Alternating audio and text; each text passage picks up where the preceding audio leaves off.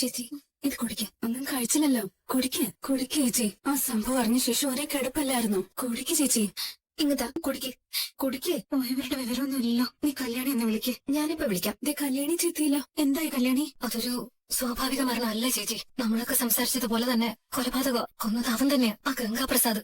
ഇത്ര നേരമായിട്ടും ആരും അവരുടെ CCTV ഒന്നും പരിശോധിച്ചിട്ടുണ്ടായിരുന്നില്ല. ഇനി പരിശോധിച്ചാലും അവനാണ് കൊലപാതകിന്ന് അവർക്കൊന്നും അറിയാനും പറ്റില്ലായിരുന്നു. അതുപോലെ വേഷം മാറിയാവാൻ വന്നത്. ഒരു പ്രായം ചെന്ന ആളിന്റെ വേഷം കെട്ടി കല്യാണത്തിനുള്ള ഇലയുമായിട്ടാ അവൻ വന്നത്. കിരണേട്ടൻ CCTV പരിശോധിച്ചപ്പോഴാ അതിലൊരാളെ സംശയം തോന്നിയതും അത് ഗംഗാപ്രസാദാണെന്ന് കണ്ടെത്തിയതും. അതിനു മുമ്പ് ഡോക്ടർ പറഞ്ഞായിരുന്നു ഒരു ബലപ്രയോഗം നടന്നെന്നും ഒരു പില്ലോ പോലെന്തോ മുഖത്തമർത്തി ശ്വാസം മുട്ടിച്ച് കൊല്ലാൻ ശ്രമിച്ചെന്നും. എന്നാലും ഇത് വല്ലാത്തൊരു സംഭവമായി പോയല്ലോ. ഈ കൃത്യം നടക്കുന്ന സമയത്ത് ദിലീപേട്ടൻ ഫ്രണ്ട്സുമായിട്ട് ഹോട്ടലിലായിരുന്നു. അതുകൊണ്ടാ മരണം വഴിമാറിപ്പോയത്. അല്ലെങ്കിൽ അവൻ ടാർഗറ്റ് ചെയ്ത് വന്നത് ദിലീപേട്ടനെ തന്നെയാണെന്നുള്ള കാര്യം വ്യക്തമാണ്. ഞാൻ ഒരുപാട് തവണ ദിലീപേട്ടനോട് പറഞ്ഞതാ അവനെ നിസ്സാരമായിട്ട് കാണരുതെന്ന്. കല്യാണി, നീ ദിലീപേട്ടൻ അമ്മയെ കണ്ടതല്ലേ? കണ്ടു കാണും. ആ അമ്മ വായി തോന്നിയതൊക്കെ വിളിച്ച് പറഞ്ഞും കാണും. അത് പിന്നെ അവരമ്മമാരല്ലേ ചേച്ചി, അവരങ്ങനെ പറയില്ലേ? അല്ലെങ്കിൽ ആ അമ്മയ്ക്ക് കല്യാണത്തോട് വലിയ താല്പര്യമൊന്നും ഇല്ലായിരുന്നല്ലോ. അതൊന്നും കാര്യാക്കാനില്ല. ദിലീപേട്ടൻ ഈ കല്യാണം നടത്തണമെന്ന് പറഞ്ഞ് ഇപ്പോഴും ഉറച്ചു നിൽക്കുക. ഇനി അതിനെപ്പറ്റി നമുക്ക് വിശദമായിട്ടൊന്ന് ചിന്തിക്കണം. ദിലീപേട്ടന് താല്പര്യം ഉണ്ടെങ്കിൽ പിന്നെ നമ്മളായിട്ട് മുടക്കമൊന്നും പറയണ്ട ചേച്ചി. നമ്മൾ അങ്ങനെ സ്വാർത്ഥരാവാൻ പാടില്ല. കിരണേട്ടന്റെ അച്ഛനെ കണ്ടപ്പോഴും ഈ കല്യാണം എന്ത് വില കൊടുത്തും നടത്തണമെന്ന് പറഞ്ഞത്. ചേച്ചിയും ചേച്ചിയുടെ അമ്മയൊക്കെ എങ്ങനെയെങ്കിലും നശിപ്പിക്കണമെന്നും പറഞ്ഞു ഒരുത്തൻ നടക്കുമ്പോ അവനെ ഒരിക്കലെങ്കിലും നമുക്ക് ജയിക്കണ്ടേ ചേച്ചി? അങ്ങനെ ജയിക്കാൻ വേണ്ടി എന്തിനാ ചേച്ചി നിരപരാധികളുടെ ജീവൻ അപകടത്തിലാക്കുന്നത്? ഈ കല്യാണം മുടക്കണമെന്ന് അവൻ ആഗ്രഹിച്ചു. അതുപോലെ തന്നെ നടന്നു. ഒരു നിമിഷമെങ്കിലും ബുദ്ധി സാമർത്ഥ്യമുള്ള പെൺകുട്ടികളെ പോലെ ഞാൻ ആലോചിച്ചിരുന്നെങ്കിൽ ഇതൊന്നും സംഭവിക്കില്ലായിരുന്നു.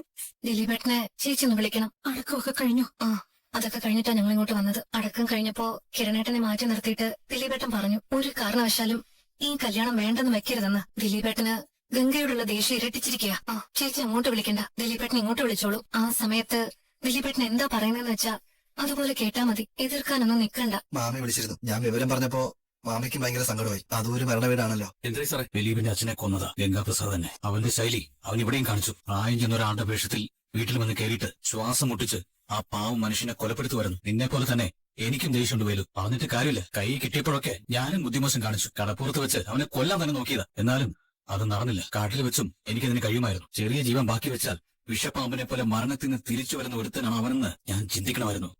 അവിടുത്തെ അവസ്ഥ എങ്ങോട്ട് സാറേ? കർമ്മങ്ങളൊക്കെ കഴിഞ്ഞു.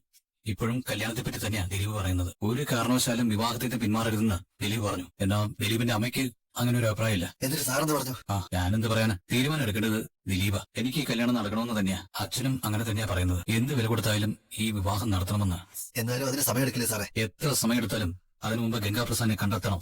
ഇനി അവൻ ഇവിടെയോ ദിലീപിന്റെ വീടിന്റെ പരിസരത്തോ തമ്പടിക്കാനുള്ള സാധ്യതയുണ്ട്. ഇനി അവനോ അവന്റെ കൂട്ടാളികളോ ഈ ഭൂമിയിൽ ഇല്ലെന്ന് ഉറപ്പുവരുത്തിയെങ്കിലേ കാർത്തിക്കും ദിലീപിനും ഒന്നിക്കാൻ പറ്റും. ഇനി ഒന്നിച്ചാൽ തന്നെ സമാധാനത്തോടെ ജീവിക്കാൻ പറ്റൂ. അവനെ വെട്ടി നോക്കി കൊല്ലാനുള്ള ദേഷ്യമുണ്ട് സാറേ എനിക്ക്. എല്ലാവർക്കും ഉണ്ടല്ലോടാ, പക്ഷെ അതിനെ കിട്ടണ്ടേ? അവനും അതേ മാനസികാവസ്ഥ നടക്കുന്നേ.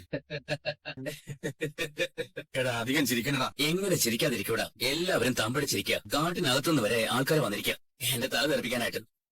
എന്നിട്ട് 2 വീടിപ്പോ മരണ വീടായാലോടാ. ഇവിടെയും നമ്മൾ സുരക്ഷിതരല്ല. ഇനി എന്നെ സംബന്ധിച്ചിടത്തോളം മുന്നിൽ വെളിച്ചമില്ല, ഇരുട്ട് മാത്രമേ ഉള്ളൂ. അങ്ങനെ ഇരുട്ടിലൂടെ നടക്കുന്നവൻ ആരെയും ജീവിക്കാൻ സമ്മതിക്കില്ലടാ. എന്റെ ടാർഗറ്റ് കാർത്തികയും അവളുടെ അമ്മയുവാ. അത് കഴിഞ്ഞാ പിന്നെ ആ കിരണും കല്യാണിയും. കിരൺ എത്ര തവണ എന്നെ തല്ലിച്ചതച്ചെന്ന് അറിയാമോ?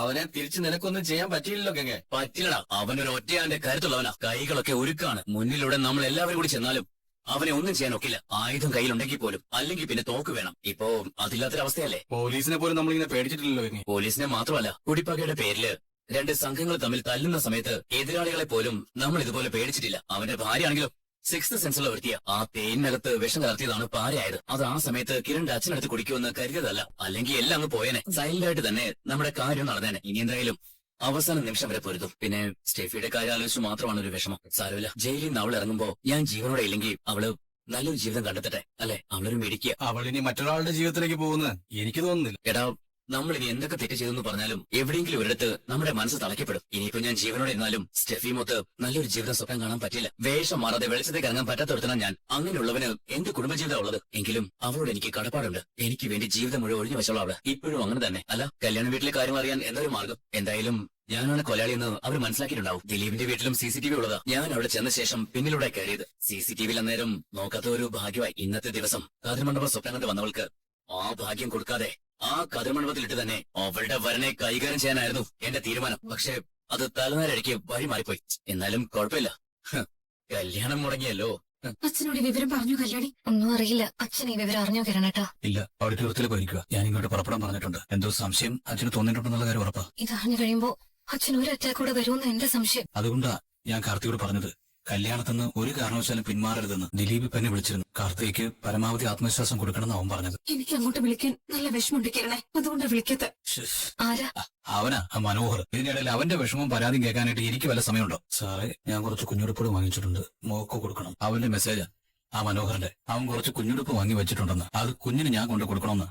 ഇതിനിടയ്ക്ക് അതിന്റെ പിന്നാലെ നടക്കാൻ ഞാൻ പോവാണോ? അവൻ ഇതൊന്നും അറിഞ്ഞില്ലല്ലോ കിരണേട്ടാ. സത്യം പറഞ്ഞാൽ ദിലീപിന്റെ വീടിനൊക്കെ മരണ വീടായിരിക്കും ഈ വീട്. എല്ലാവരുടെ മുഖത്ത് എന്ത് ചെയ്യണമെന്ന് അറിയാത്ത അവസ്ഥയാണ്. ലക്ഷ്മിയമ്മൊക്കെ ആകെ തകർന്ന് നടക്കുക. കാർത്തികെ, നീ ഈ സമയത്ത് കുറച്ചുകൂടെ തന്റെ ഇടം കാണിക്കണം. എല്ലാവർക്കും ഈ വിവാഹം മുടങ്ങിപ്പോവാന്നാണ് സംശയം. എന്നാൽ എന്റെ അച്ഛൻ പറഞ്ഞതുപോലെ ഇതൊരു വാശിയായിട്ട് നമ്മൾ എടുക്കണ്ടേ? അവനെ നമ്മൾ ഇനി ഭയക്കാനേ പാടില്ല എന്ന് തീരുമാനിച്ചതുപോലെ ഈ വിവാഹം എന്തായാലും നടക്കുമെന്ന് മനസ്സിനെ പറഞ്ഞ് വിശ്വസിപ്പിക്കേ. അതിന് ദിലീപ് എടുക്കുന്ന തീരുമാനങ്ങൾക്കൊപ്പം നീ നിൽക്കാൻ നോക്ക്. അത് പറയുമ്പോഴും നിങ്ങളോടല്ല എനിക്ക് ഒന്നേ പറയാനുള്ളൂ. നിങ്ങൾ എല്ലാരും സൂക്ഷിക്കണം. രണ്ടും കൽപ്പിച്ചവർക്ക് നടക്കുന്നത്. അവനും അവന്റെ മരണം മുന്നിൽ കാണുന്നുണ്ട്. ഇനി അവനൊരു ജീവിതം ഇല്ലെന്നും അറിയാം. അങ്ങനെയുള്ളപ്പോ അവനാണ് കരുത്ത് കൂടുതലെന്ന് നമ്മൾ കരുതണം. അതേപ്പറ്റിയൊക്കെ ആലോചിക്കുന്നുണ്ട് കാർത്തികെ. നീ നിന്റെ മനസ്സിനെ കൺട്രോൾ ചെയ്താൽ മാത്രം മതി. കല്യാണം കഴിഞ്ഞ പിറ്റേ ദിവസം തന്നെ നിങ്ങളെല്ലാരും പോയായിരുന്നു. പക്ഷെ നിങ്ങളൊക്കെ പോയി കഴിഞ്ഞാൽ ഞാൻ ഒറ്റപ്പെട്ടതുപോലെയാവും. സാരമില്ലടാ, ഞങ്ങൾ സഞ്ചാരം കഴിയുന്ന വരെ നിന്നോളാം.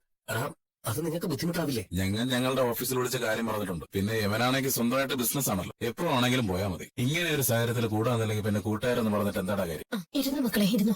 അമ്മ ഇരിക്കെ. എന്താ നിന്റെ തീരുമാനം? ചങ്ക പൊട്ടി നടക്കുക ഞാൻ. അതുകൊണ്ടാ ചോദിക്കുന്നത്. മക്കളെ, നിങ്ങളൊക്കെ ഇവനെ ഇനി കാർത്തികെ കല്യാണം കഴിക്കുന്നതിനോട് യോജിക്കുന്നുണ്ടോ? എനിക്കറിയാം നിങ്ങൾക്ക് എത്രമാത്രം ഇവനെ ഇഷ്ടമാണെന്ന്. അതുകൊണ്ട് ഇവന്റെ ആഗ്രഹം അനുസരിച്ച് നിങ്ങളൊക്കെ നിൽക്കൂ. പക്ഷെ ഞാനൊരു അമ്മയാ. അവള് കാരണം വിധവയായൊരമ്മ. അമ്മ, കർമ്മം ചെയ്യുന്ന സമയത്ത് പോലും അച്ഛന്റെ ആത്മാവ് എന്നോട് എന്താ പറഞ്ഞെന്ന് ഞാൻ ഇവരോട് പറഞ്ഞിട്ടുണ്ട്. എന്തൊക്കെ സംഭവിച്ചാലും കാർത്തികയെ ഞാൻ കല്യാണം കഴിക്കണമെന്ന് അച്ഛൻ എന്നോട് പറയുന്നത് പോലെ എനിക്ക് തോന്നി. എന്റെ അച്ഛനെ എന്തിനു വേണ്ടിയാണോ അവൻ ഇല്ലാതാക്കിയത് അതിനുള്ള തിരിച്ചടി അവന് കൊടുത്തേ പറ്റും. എങ്കിലേ എന്റെ അച്ഛന്റെ ആത്മാവിന് മോക്ഷം പോലും കിട്ടും. നീ എന്ന് മുതലാടാ മോനെ ഇങ്ങനെയൊക്കെ ചിന്തിക്കാൻ തുടങ്ങിയത്? ഓരോരോ അനുഭവങ്ങൾ വരുമ്പോഴാണല്ലോ അമ്മേ അങ്ങനെയൊക്കെ ചിന്തിക്കുന്നത്. മക്കളെ, ഇവന്റെ ജീവൻ കൂടി അപകടത്തിലാക്കാനാ നോക്കുന്നത്.